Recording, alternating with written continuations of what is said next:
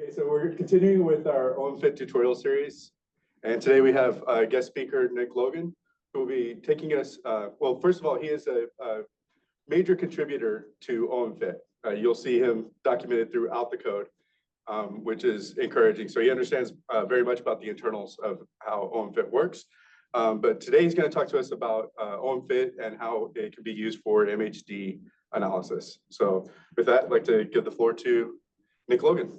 Great, thanks so much. Yeah, it's exciting to be here and show you guys how to use OMFIT to run some MHD codes. I think the workflow manager really helps streamline things and allows people to get started quicker. You don't have to be an expert necessarily to try running the code and getting some physics insights. So that's great. I like to start with the documentation, because that's where you'll start with if you aren't familiar with the code or what you're doing. So of course, the OMFIT website is the first place to start. And if you go to the modules and you find GPEC in there, you'll get a short description of the code. And more importantly, you'll get links to the tutorials. And so if you go to the tutorial, there's a very extensive Google Doc here with examples on different machines, for example, different workflows, ideal MHD, a kinetic MHD example, glossary of terms, etc. The nice thing here, there's little diagrams showing you the workflow. So, you need a couple of name lists that go into a code called decon, which tells you about the stability. Then another name list that goes into a code called GPEC, which tells you about the equilibrium that's perturbed into 3 dimensions, etc. So, you can work your way through this. There's inputs, exactly what kind of equilibrium do you need? Is it a G file? Is it a file from Cheese, etc.? What's the format of ASCII tables if you're going to input some ASCII tables? All those kinds of details are in the documentation. And then what I wanted to call out here again is the resources. So there's links to the documentation on OMFIT, also some slides that go over details of the calculations and what the common flaws are, or the capabilities of the code, etc. So this slide deck here is really cool. It's very extensive, and you can get details like what do the different magnetic coordinate systems look like, and why is it important to use many colloidal modes? Well, and which coordinates are more efficient in those different colloidal modes, etc. So you get a lot of details available to you there. Some presentations I've given in the past, way back to 2016, and then a more extensive video tutorial series as well from 2021. This was a 3-day series with videos in there as well.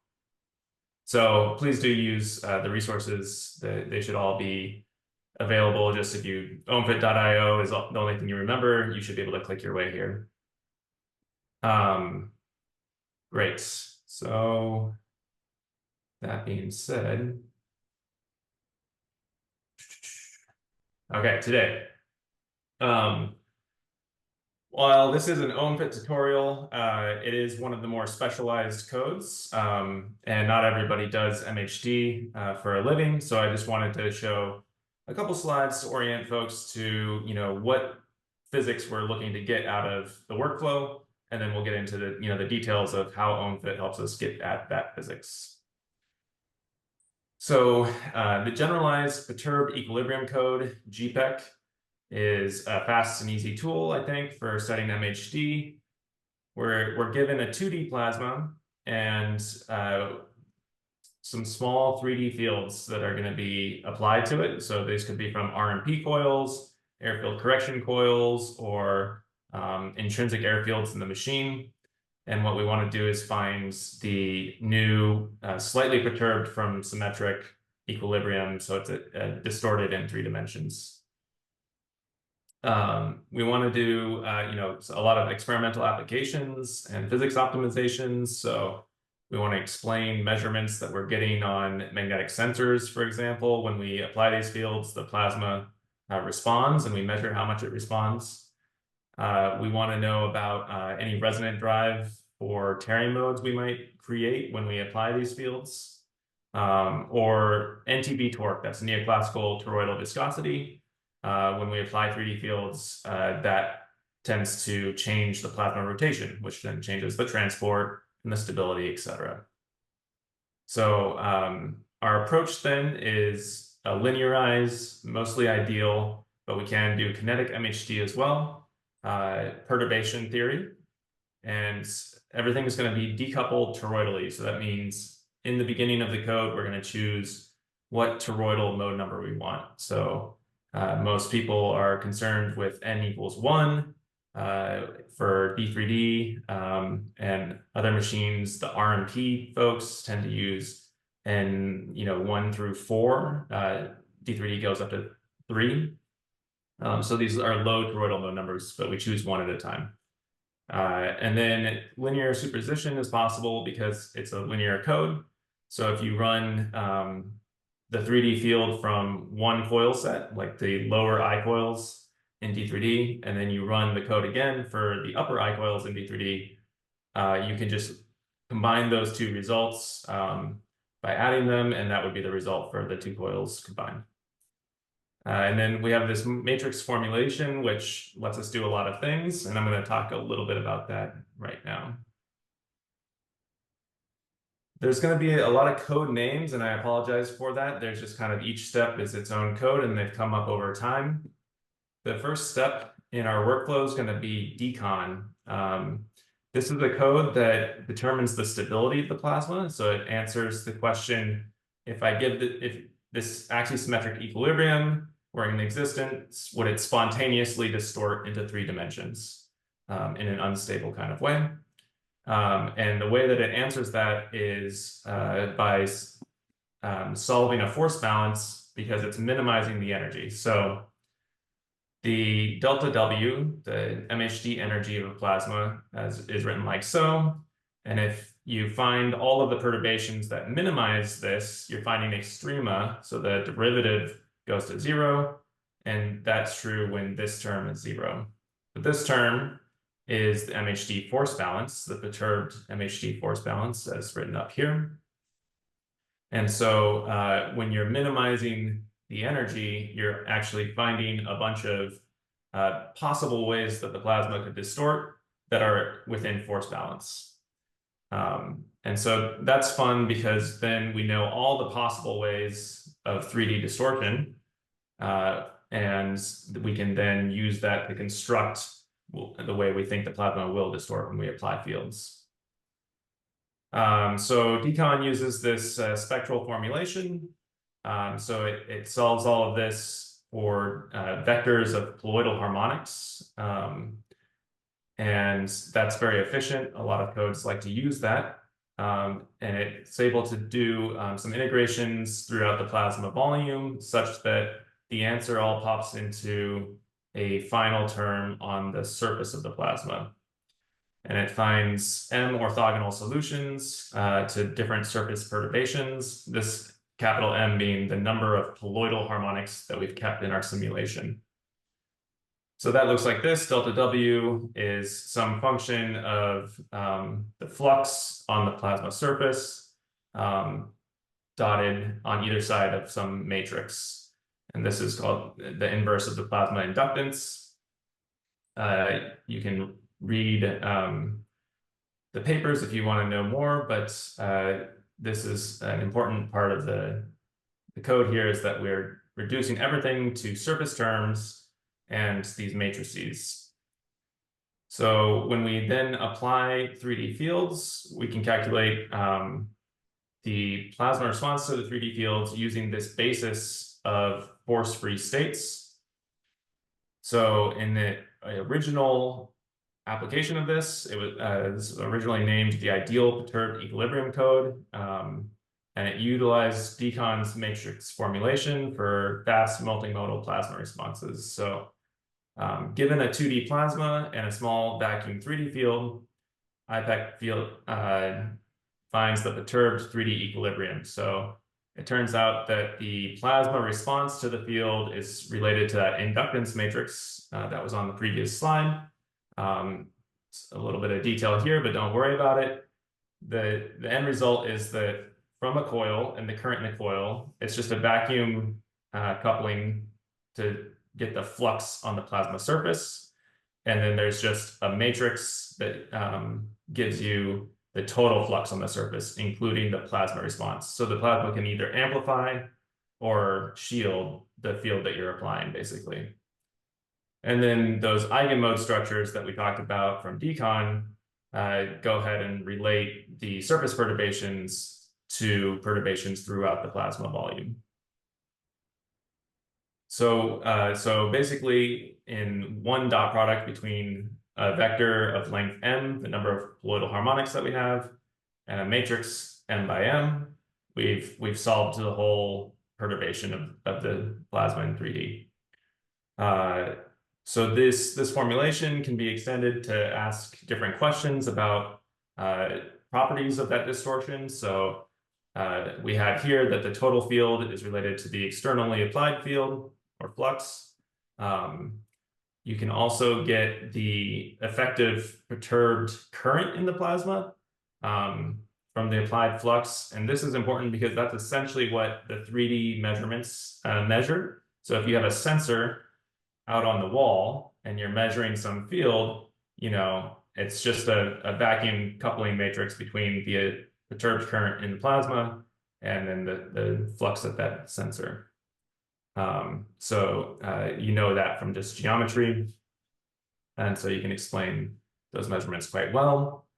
And then you can also optimize things like physicists care about, like the resonant current drive. So the resonant shielding current on each rational surface, maybe there's 3 rational surfaces within your computational domain, Q2, Q3, Q4, for example, is a matrix dot product with the applied flux. So this matrix then would be, in this case, m by 3. So all of these matrices are very useful because A, they're very fast to calculate these things, and B, you can use singular value decomposition to provide the best 3D fields to do different things. So if you want to know, for example, the 3D field that gives you the most resonant response at each rational surface per Gauss that you're applying, you can take the first singular vector of this C matrix. And then if you have a large ratio of the first singular value to the second singular value, it means that there's a quote unquote dominant mode. So that means that the plasma is acting kind of like a tuning fork. No matter which way you hit it, it's just going to ring with kind of one mode structure. And that mode structure is going to dominate the response, whether or not you phase the I coils 90 degrees or 120 degrees or 240 degrees. Any way that you apply fields, the plasma is going to distort in this way. Okay. One more technical slide. So that's all ideal perturbed equilibrium. And then the extra added thing that we can do is kinetic damping terms. So basically you can do the same thing, except for in your force balance, instead of just J cross B forces, you add this non-anisotropic pressure tensor term, which accounts for the fact that some of the particle trajectories start to precess off of field lines when you break the symmetry. So this creates a little extra force, and then you can calculate a new perturbed equilibrium. We'll see how it differs in a second. And it also gives you an NTB torque matrix. So in this case, the torque at a given surface in the plasma is proportional to some matrix dotted with the external flux on either side. So it's now quadratic in the external flux. And this just allows you then to do optimizations of the torque. You can ask what field creates the most torque, for example. And you know the relationship between the external field and the and the current in each 3D coil that you're using. So you can reduce this to a coil matrix. Let's say you have a current in the I coil, in the upper I coil, the lower I coil, and the C coil, for example. This matrix would, an SVD of this matrix would immediately tell you what the best currents are to apply the most torque, per kiloamp. So you can see the theme here is basically find a matrix that tells you the physics you're interested in, and then do an SVD on it to understand how to do it the best you can. Here's just a visualization of that SVD. So upper I coil, lower I coil, C coil. If you apply large amounts of I coil, a small amount of C coil, these arrows are the phases, then it looks like this, and you get a lot of NTB torque, a lot of plasma response. If you apply kind of equal amounts of current in all 3 coils and you phase them according to these arrows, you get a very different plasma response and a very different torque. Okay, so here's some takeaways that hopefully the next half hour will show you. We're going to see how 3D fields distort the plasma, see how we can assess which one of those distortions are more dangerous than the others, see how multimodal is the plasma like a tuning fork, or is it like a xylophone where we can kind of make it distort in lots of different ways. Yeah, we'll use these matrices to efficiently identify the most important things in them. Okay, so the module loads, here's the module, GPEC. It looks like most modules in OMFIT where there's inputs, outputs, some workflows, scripts, etc. So we'll just open it up.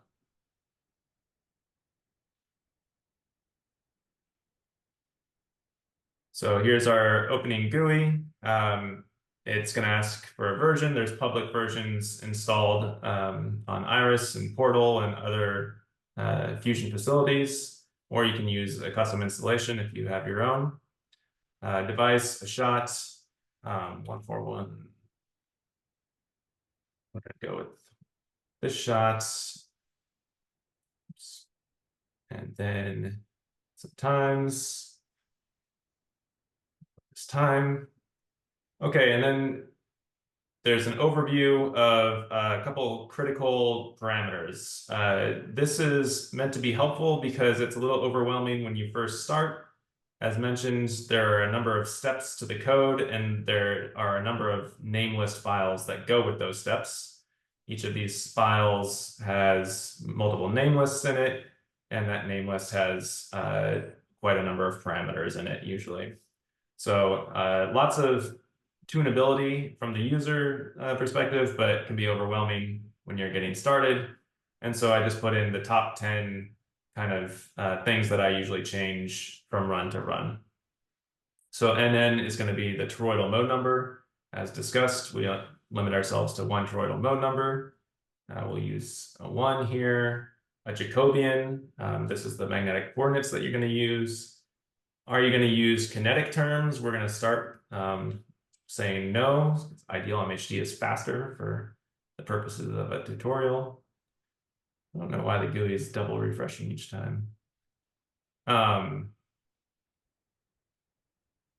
Then psi high. So psi high is one of the critical parameters when you're running the code. It's essentially how far out in normalized colloidal flux you're going to truncate the computation.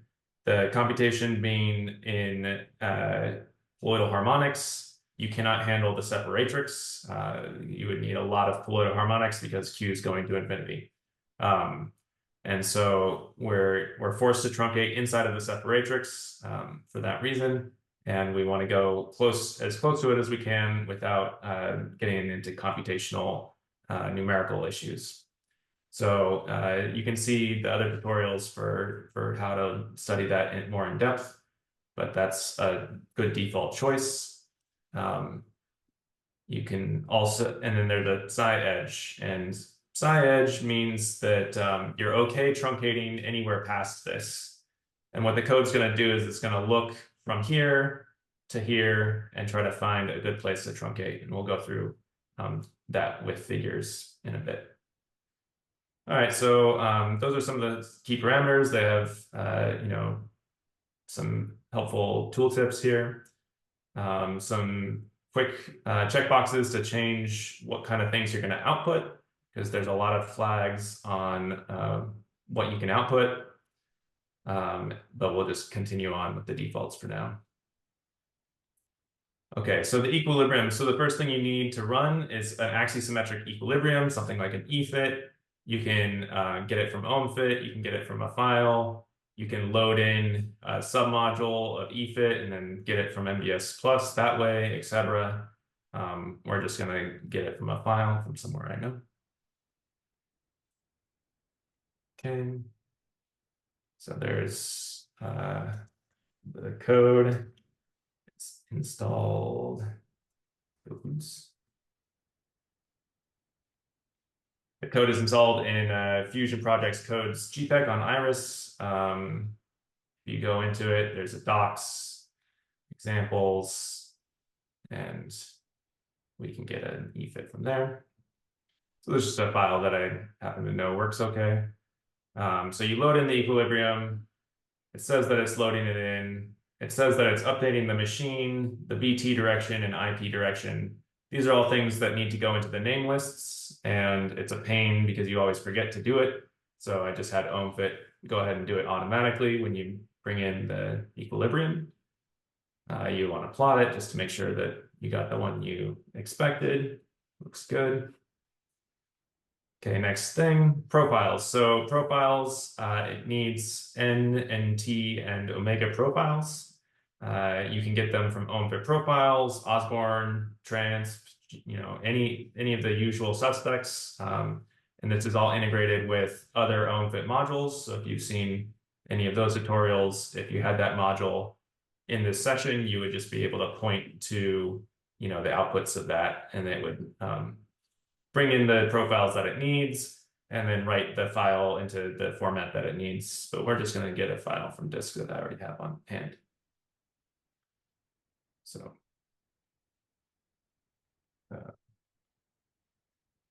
Fusion Projects Codes. Nick, I have a quick question. Yep. How important is it? I assume it's important to use a kinetic EFIT, but I'm curious because you have decoupled your profiles and your equilibrium. Yeah, that's a good question. They're decoupled in the code, and so you don't necessarily have to have them be the same, but obviously for cell consistency, it would be the best. But you can do, pure physics studies of changing the density or something like that if you want to, and the code can handle that.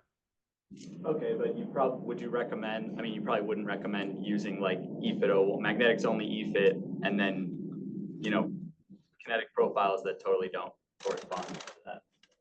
I would not recommend that, no. Okay, thank you. Yep. Good question.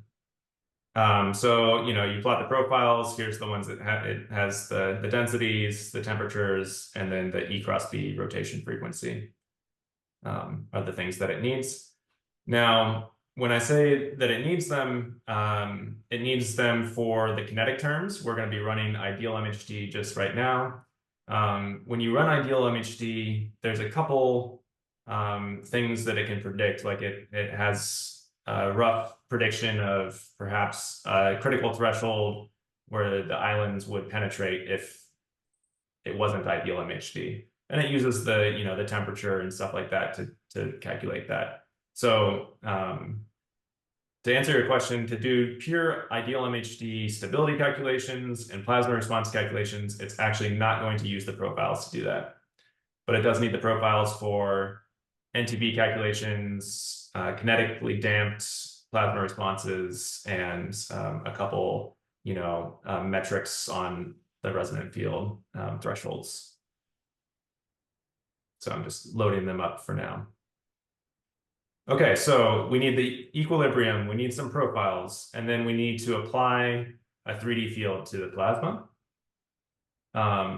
it knows that you're doing D3D, and so it knows which 3D field coils are available in D3D.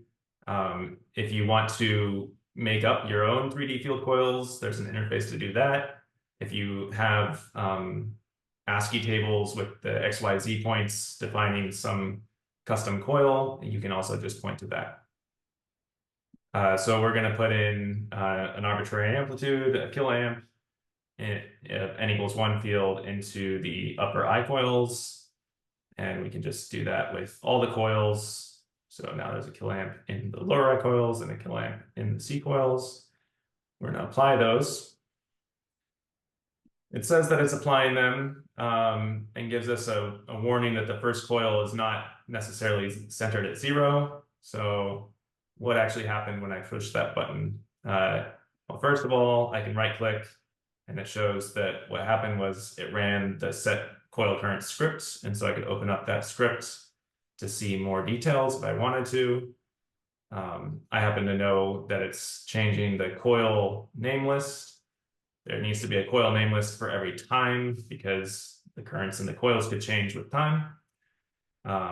And here we go. So you can see that there's coil names defined, and then the current in the 6 coils that make up the IU array is defined. And it's a little non-intuitive. I asked for a kiloamp, but it's giving me, 866, 0, negative 866, etc.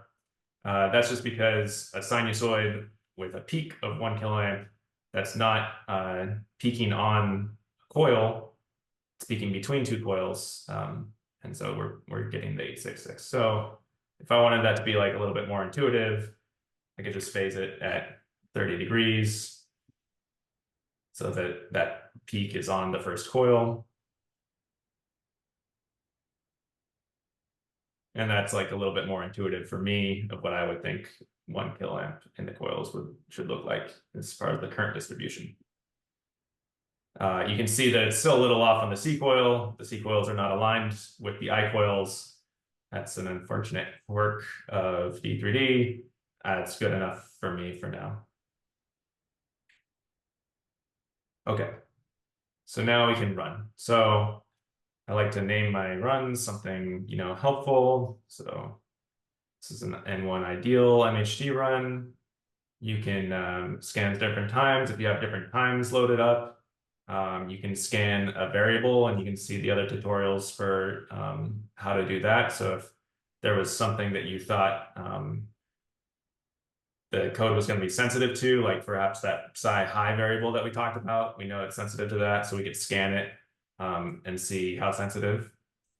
You can also scan the pressure. This uses either cheese or EFIT to modify the equilibrium that you have. It's a little bit more involved, but we're just going to run the basic case. So the first thing to do is ask, is this equilibrium stable? And to answer that, I'm going to run this code called decon. It's rather fast, so we'll just run it live. So what it's doing then is taking the name lists that decon needs, which are actually more than one. It's the equilibrium name list, the decon name list, the vacuum name list, and then it's also giving it the equilibrium file, and it's asking, is this equilibrium stable? And so you can see it's going through, integrating that force balance equation out to the edge, and then computing the free boundary energies. So it's looking at that boundary surface term, doing an eigenvalue decomposition of that, and asking, is the least stable eigenvalue positive or negative? In the sign convention of the code, negative is unstable. So the plasma itself is unstable, but there's a vacuum term that's stabilizing it. And so the total thing is positive, which in the code's sign convention is stable. So it's going to tell you all the free boundary modes of n equals 1 distortion for this plasma are stable. And it did that in 16 seconds. So not too bad. There's another version of decon called stride, which is basically decon that's been parallelized in a new way.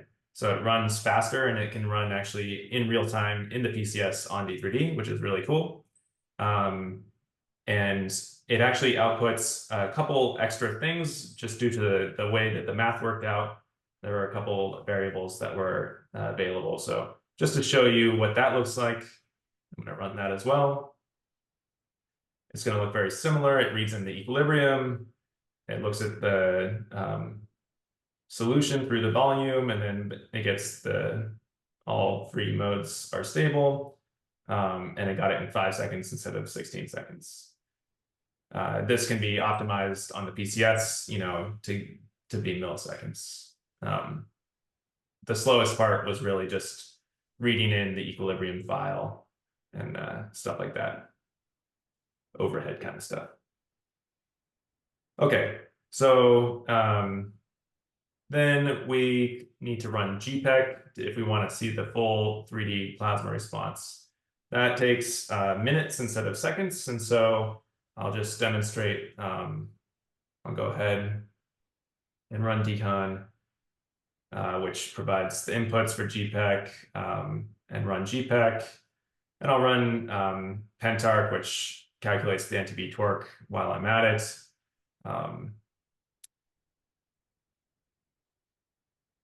Make a new run. And I'm going to submit this one to a Slurm queue so it can run in the background while we talk.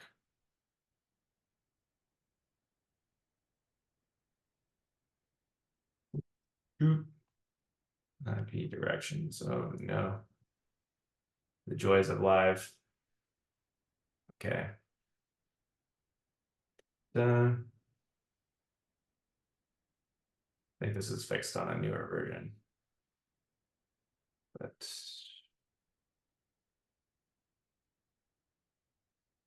negative.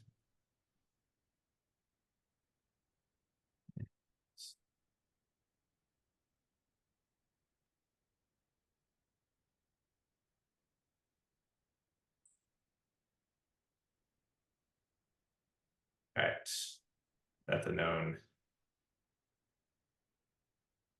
thing. So it told me that two of my name lists didn't agree with each other. They should be forced to agree with each other in the latest OMFIT version. Okay, so let's try. All right, so it's submitted the job to Slurm. So it's going to run in the background. In the meantime, we can go ahead and analyze that first run that we ran live. So n equals 1 ideal. You can choose the outputs. Should mention that when you run the code, it's running them in this outputs tree. It's creating a new key if you make a new key. And it tells you if you've scanned anything. In this case, we didn't really scan anything. We just have one time. So there's only one batch of data, and it's read in a bunch of files that the code produced. So you can browse the files yourself if you want, and see all the different outputs, or you can use some prefix interfaces. So basically, I made a summary plot for each step along the way to help you understand whether or not the code's working and what the results are. So the first step is, did it read the equilibrium correctly? And is the equilibrium a reasonable thing to ask about? So here are the Q, F, and P profiles. You can see the ones from the EQ disk, and then the ones that Decon reconstructed, and it has its internal splines, so those overlap. That's good. And then importantly, you can see the Grad-Shafarnov error. So Decon has reconstructed the flux surfaces and put everything onto magnetic coordinates and its own splines. And this is what it thinks the error between the left and right-hand side of the Grad-Shafarnov equation is. You can see that it's below 1 part in 10,000 in the core, which is great. That's a good number to shoot for. It comes back up to 1 part in 100 towards the edge. And we want to look out for this creeping up, up too far above that. The whole MHD formalism obviously does not work if it's not in a Grad-Shafarnov equilibrium to start with. Okay, so that equilibrium looks okay. We can look at the decon summary. And this is a good example of what it looks like. You're going to get this V structure in the eigenmodes. So this is the modes ranked from least stable to most stable and on the plasma surface. So perturbation of M equals 6-ish on the surface is the least stable perturbation. And M0 or -2-ish is very stable. And then they're split into the plasma component and the vacuum component. But you're looking for the V, and you're looking for, you know, a reasonable M number, maybe like 2 times Q95 or something like that. All right, this plot is showing you the sensitivity to the edge truncation, and this is a key part of understanding whether or not your answers make any sense. So please, you know, tune in for this one.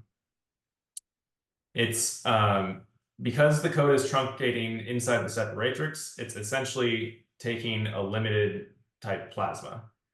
And we know in our experiments that if we limit plasmas on the wall, so there's actually a hard QA that's not infinity, and we put that edge Q just below a rational, so at 4.9, say, the plasma goes unstable to an external kink mode. And so that is true physics that's being reflected here.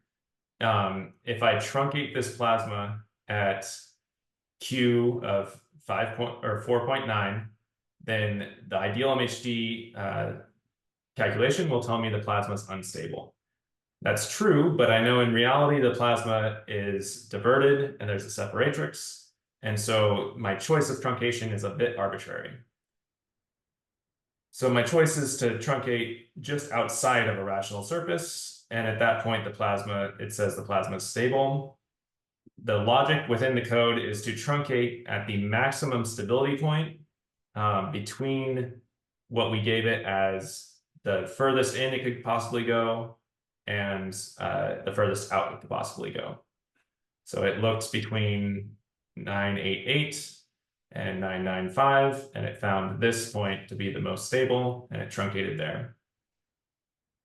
It's tough because if Q95 was a little bit lower, you know, you might be forced, you might run into numerical issues. You can't go out to 1, as I said, and you might run into numerical issues where this becomes invalid due to Grad-Schaffernov errors and stuff like that.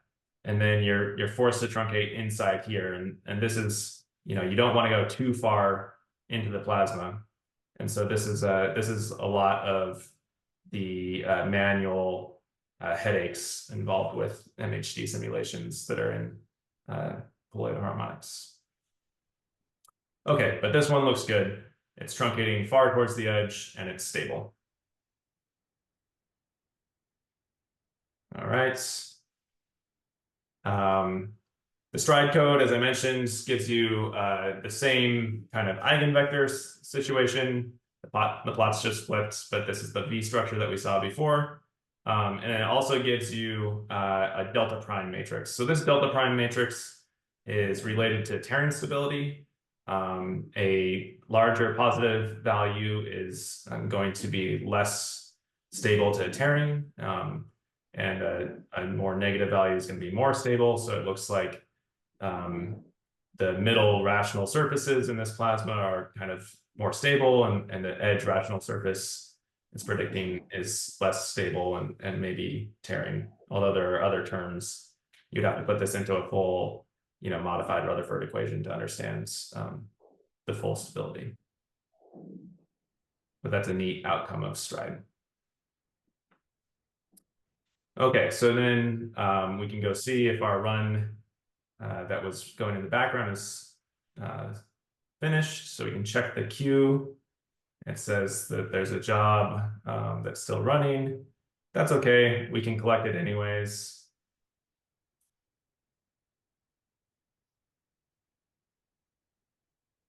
So when you collect it, it, you know, prints out what the code's been doing. It ran GPEC and calculated a bunch of things. GPEC finished normal, and now it's doing pentarc, which is the NTB calculation. Okay, so we haven't finished the NTB calculation. That's okay. We can look at the 3D equilibrium while it goes. Okay, so we want to look at this full run now. You can see it now has the GPEC summary plot. And this is the perturbed equilibrium. So you have the total radial field perturbed like this. So this includes fields from the coils. This is just the plasma response component of it. You've got the spectrum on the plasma surface, the externally applied one and the plasma one. So you can see the applied field is way down here in blue, and then the plasma response is greatly amplifying this M6 range, which is the same range that was the least stable in decon. So it's, basically the least stable way of distorting the plasma is going to distort more. And so that's all self-consistent.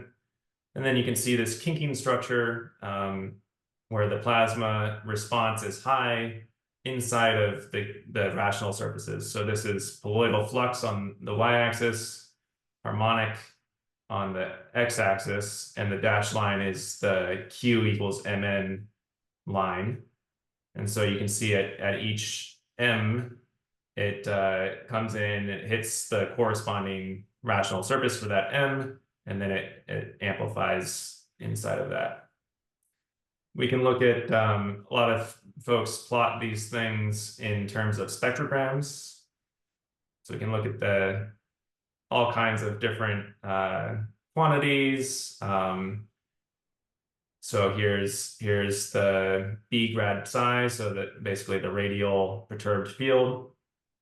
Here's the spectrogram that we were looking at, and here's the same thing, just line plots for each colloidal mode. So you can see it's ideal MHD, and so this term here, B grad psi, is identically 0 at the rational surface. So the M equals 2 is 0 at the Q equals 2 surface, the M equals 3 is 0 at the Q equals 3 surface, etc. So that's an ideal MHD property. So some other cool plots you can do is the control surface, which is the plasma surface in one dimension. So, here's the field that we applied in absolute value, and then here's a cross section at phi equals 0. So you can see we kind of applied this type of field. The plasma responded like this, and so the total field looked like that. You can look at these things unwrapped on the plasma surface. And it looks a little crazier. So the applied field is kind of in these squares because we applied with squared coils. And then the plasma response is wrapped around because the field lines wrap around with certain pitches, and the plasma prefers to kink in that way. And so then the total field is this combination of squares and more fluid wrapping. You can double check that the coils are doing what you want by including them in this plot. So there's a checkbox here. It's going to go and get the coil geometries and then overlay them on the applied field plot. If you like any of these plots, the cool thing about OMFIT is that you don't need to stick to that plot in particular. So you can just right click and see which script is plotting it.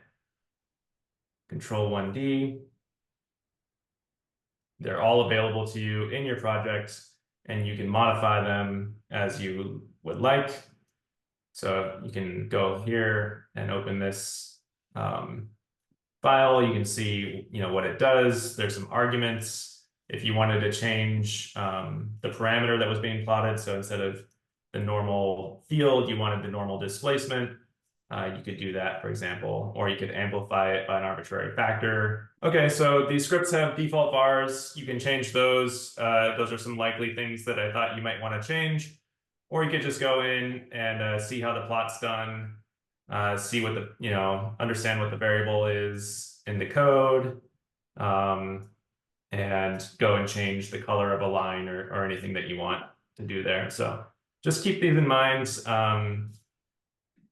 I wrote these as examples of things that you might want to do. So if you wanted to plot your own spectrogram, for example, and you were frustrated with the fact that I only plotted the first 6 modes, you're welcome to just copy the code from that script and make your own scripts to plot the particular M numbers that you would like to plot in the spectrogram. Okay. Sorry? I had a question for you if you take questions. Yeah. On the grad-Schaffner error, we had a question about this on one of the previous OMFIT tutorials. Are you calculating the right and left side of the equation error, or is that time step to time step error? It's just the left and right. So decon is taking the flux on the RZ grid from the EFIT, and it's doing field line tracing to map out its own flux surfaces. And so it's building flux surfaces, and it's taking the pressure and Q profile essentially, and then it's asking, are these things self-consistent essentially? Yep. And I obviously say time to time. I mean iteration to iteration. So some of our codes iteration to iteration, and when that number goes below 1 times 10 to the -8, then we call it good. And we've had a question about that here previously. Yes. So this is not that. So and it's nor is it actually like what EFIT thinks the left and right difference is. It's, you know, it's only taking the RZ psi map from EFIT and then completely reconstructing its own spline representation of the equilibrium in magnetic coordinates with its own Jacobian and its own geometric matrices. And then it's asking, like, is that all self-consistent with itself? Thank you. Yep. So it doesn't actually, some of the MHD codes like M3DC1 will take in your EFIT and then it will actually iterate and resolve the Grad-Schaffner equation and slightly modify your equilibrium to get a better match. Decon does not do that. It just takes what it's given and it just checks if it's consistent or not. Good question. Okay, so there's some fancier, so these are the summary plots and the basic plots that you might look at to see if this run went well. And then there's some fancier things, like if you want to look at the torque, we didn't finish the torque run, etc. But we'll skip that. It's coming towards the end of the hour. I just wanted to point out that you know, you can also explore the outputs yourself. So if you wanted to, actually, I'm just going to switch to a different one that I prepped in case this one crashed. Okay, it's too small. Take 1 second here.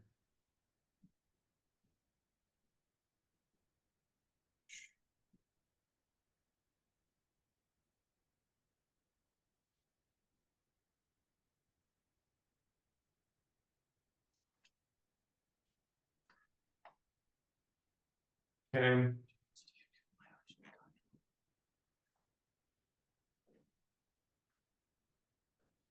Okay, so this case here, I had loaded a couple different runs, and I could look into the runs, for example, and the data from those, and I could look at the profile outputs from GPEC and look at that normalized B field. It's a spectrogram, right? So we can double click and plot it.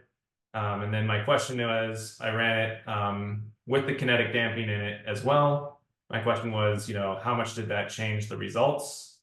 And so here I have a command box where I go in and I use Control-C, Control-V to get the profile output from this run. I already did it here. So I got the profile output from the ideal run, the profile output from the kinetic run by changing the name here. And then create a figure, look at a couple different M numbers.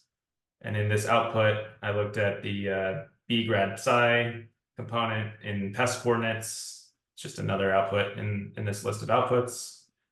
And you can select the colloidal mode number and plot it with a label, and then plot the other one with the same color. It's pretty straightforward. And then there you go. I'm comparing the ideal MHD in solid to the kinetic term, one in dashed lines. And you can see by including the kinetic physics, I've damped the plasma response. So the yield, the 3D perturbation is, significantly smaller in this case. All right, so yeah, use the command box to compare different runs, steal code from the default plots that you like, and then just modify it to loop through different runs and compare the results.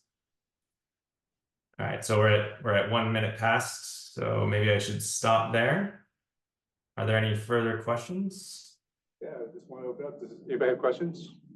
Yeah, can you just click the 3D plot button? I just want to see it. Is it cool? It is cool. It uses Mayavi, which sometimes crashes your OMFIT. So Yeah, JK. let's finish with that. My advice is to save OMFIT before clicking this button. You don't have to do it. Yeah.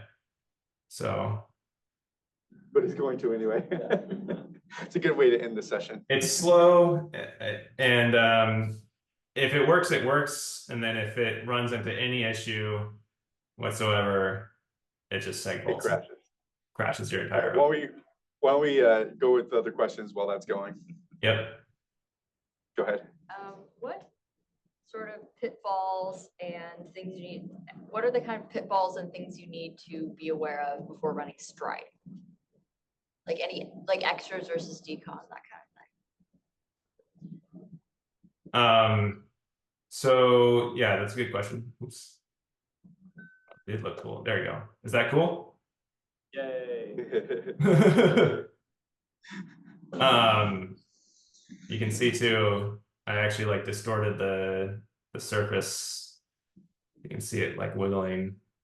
It's colored by the field, but it's actually distorted by the displacement. Stride versus decon. Stride is not as smart at choosing the best edge truncation. So in decon, we saw that plot where it gave you the stability as a function of the truncation. And so you could check that it was doing something intelligent there. And Stride, you can't get that plot. So you manually have to choose the truncation in such a way as to make sure that you're not truncating just inside of a rational surface and getting a false negative, essentially.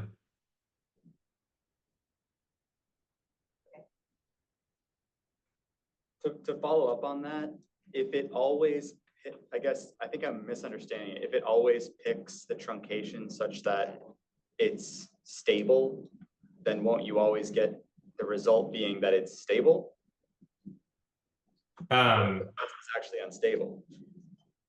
Yeah, so that's a great question. So this whole curve can move up and down. So there's an unstable plasma. This peak would be below 0, and it would choose the most stable point that it could, but that would still be unstable. Okay, thanks. Do we have a question online?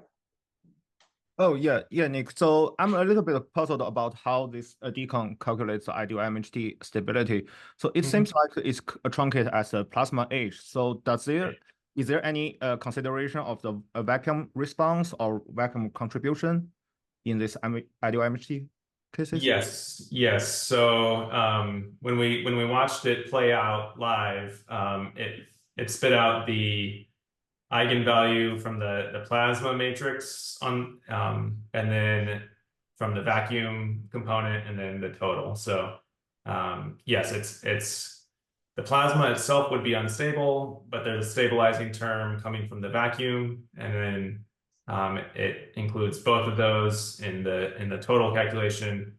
So it's a free boundary calculation, including the vacuum. And you can also include an ideal wall, which you can use. There's a default D3D shape available, or you can scan the distance of the wall, like a conformal wall to the plasma. Oh, that's really cool. So is the vacuum part is already built in, or? Yes. Okay, that's cool. So yeah, I'm a little bit worried about. Sorry, not worried. Curious about why this decon is goes so fast compared with other ideal MHD code like Gato or some other codes. Yeah, that's a great question. Decon was designed to be very fast and very efficient. And it does that by just telling you basically yes or no on the stability question. And it does not calculate the growth rate. Oh, so Gato is going to give you, you know, per second growth rate of the mode, and Decon does not calculate that. So it's just a get the sign of the delta W or something like that. Yeah, so the insight was that they could reduce the equation down to this matrix formalism, and a eigenvalue decomposition would just immediately give you, you know, the sign of the least stable mode. If it's negative, then that means that mode takes negative amount of energy to distort, and so the plasma is unstable. Okay, cool. Thank you. Great question. Looks like that's all the questions in the room and online. So why don't we thank Nick for this presentation. All right, thank you. And yeah, be sure to check out the other documentation for lots more details. Perfect. Thank you, Nick.